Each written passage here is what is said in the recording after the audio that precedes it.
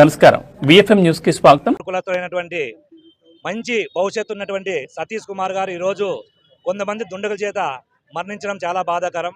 కాబట్టి ఈరోజు మేము బీసీ కులాలు కుమ్మరి శాలివాన్ తరపున కూడా ఎస్పీ గారికి ఒక ఇంటిపత్రం అందజేయడం జరుగుతుంది. హతమార్చిన దుండగులను వెంటనే శిక్షించాలని చెప్పేసి, అదేవిధంగా సతీష్ కుటుంబానికి ప్రభుత్వం అండగా ఉండాలని చెప్పేసి, అదేవిధంగా సతీష్ కుటుంబానికి వెంటనే ఎక్స్గ్రేషియా ప్రకటించాలని చెప్పేసి, అంతేకాకుండా సతీష్ కుటుంబంలో ఉన్న చిన్న పిల్లలకు ఎల్కేజీ నుంచి పీజీ వరకు ఉచిత విద్యను అందించాలని చెప్పేసి ఈ డిమాండ్తో ఈరోజు ఎస్పీ ఆఫీస్ని ఒక వినతిపత్రం అందజేస్తున్నాం. ఈరోజు ఒకటే గుర్తుపెట్టుకోండి, సమాజంలో నీతి నిజాయితీతో ఒక విధులు నిర్వహిస్తున్నటువంటి అధికారిని కూడా కొంతమంది దుండగులు హతమార్చడం చాలా బాధాకరం. ఒక నీతి నిజాయితీ ఉన్న ఈ మా సతీష్ కుమార్ హత్యను కూడా చేరదీసుకోకుండా, అందుకుని కూడా కనిపెట్టుకోకుండా ఉంటే కన్నా తప్పనిసరిగా భవిష్యత్తులో ఏ అధికారి కూడా నీతి నిజాయితీతో పనిచేయాలని చెప్పేసి కూడా ఈ సందర్భంగా తెలియజేస్తున్నాం. కాబట్టి ఎస్పీ గారు, అదేవిధంగా కలెక్టర్ గారు, డీజీపీ గారు, కూటమి ప్రభుత్వం కూడా తప్పనిసరిగా సతీష్ను హతమార్చిన దుండగులను వెంటనే శిక్షించాలి.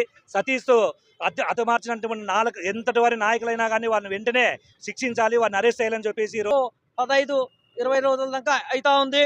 ఇంతవరకు ఆ కేసు ఏమైందనేది కూడా మాకే కుల బాంధవులకైతేమి వాళ్ళ కుటుంబ సభ్యులకైతేమి ఆవేదన ఉంది. కాబట్టి ఈరోజు రోడ్డు ఎక్కాల్సి వచ్చింది. కాబట్టి ప్రత్యేకంగా డీజీపీ గారికి, జిల్లా ఎస్పీ గారికి, జిల్లా కలెక్టర్ గారికి, అదేవిధంగా కూటమి ప్రభుత్వానికి మేము ప్రత్యేకంగా తెలియజేయడం ఏమంటే, మా సతీష్ కుమార్ కులానికి చెందిన వాడి అయినటువంటి సిఐ గారికే రచన లేకపోతే ఇంతవరకు 15 రోజులు అయింది, ఏది కదలుకోకుండా ఉంది. మాకు అర్థం కావడం లేదు.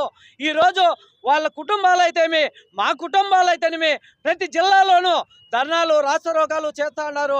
ఖచ్చితంగా ఈ కూటమి ప్రభుత్వం ఖచ్చితంగా మాకు న్యాయం చేస్తారని మేము కుమ్మరి కులస్తులందరూ నమ్ముతున్నాం.